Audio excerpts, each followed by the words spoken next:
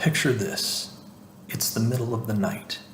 You hear a sound that can only be the icy breaking of glass, a window. Through the grogginess of sleep, you begin to realize that something or someone has broken it. As your pulse quickens, now fully awake, your thoughts immediately go to the safety of your family. You reach for your cell phone that so often rests on your nightstand, only to realize that you'd left it on the kitchen counter. You hear sounds coming from the hallway. You wonder then if the police could respond had you had your phone in the time that it takes your intruder to travel the hallway. This scenario could have played out in any home, in any neighborhood, in any town USA. The question we have to ask ourselves is how best to protect ourselves and our loved ones. In light of the recent mass shooting in Pittsburgh in the synagogue, there are those who wish to limit your options on how to best protect your family. That's right, I'm talking about gun control. Those that call for renewed gun control measures will equate those controls to safety. But one need look no further than Chicago, Illinois, to tell that this is a fallacy.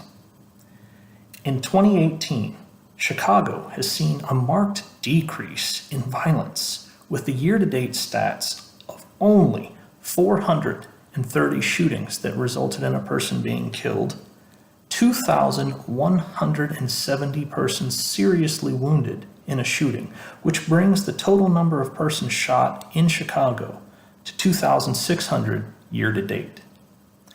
And while those figures settle in, consider the fact that this is an improvement.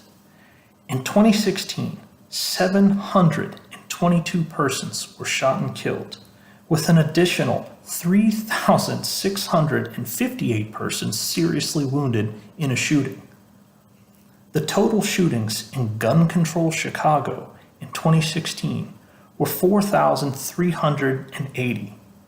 And to add insult to injury, the safety that gun control provides the residents of the Windy City was an additional 808 homicides.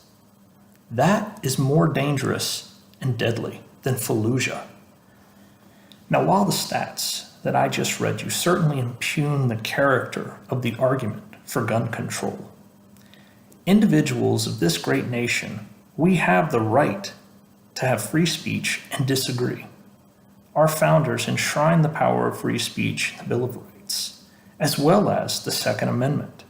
And the Second Amendment states that the individual's rights to keep and bear arms shall not be infringed.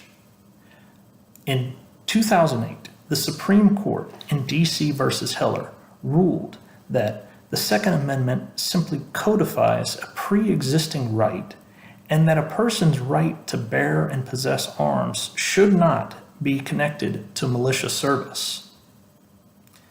Now, the final question that we need to address is one of simple logic. A firearm is an inanimate object. It has no free will, nor does it have any animus against a person or persons. It is a tool. Its use is more a reflection of its user than of the object itself. And with that in mind, as I spoke before about the terrible shooting that occurred in Pittsburgh, consider all of the uses of a firearm to protect life. These are known as defensive gun uses, or DGU. Now, while the FBI does not specifically track DGUs, there have been several studies that point towards its use.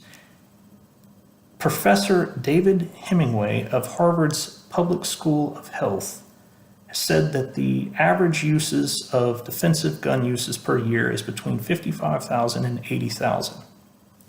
Think on that for a moment. 80,000 assaults, rapes, or murders prevented by gun use. One of those 80,000 could have been your wife, your daughter, your sister, or your mother.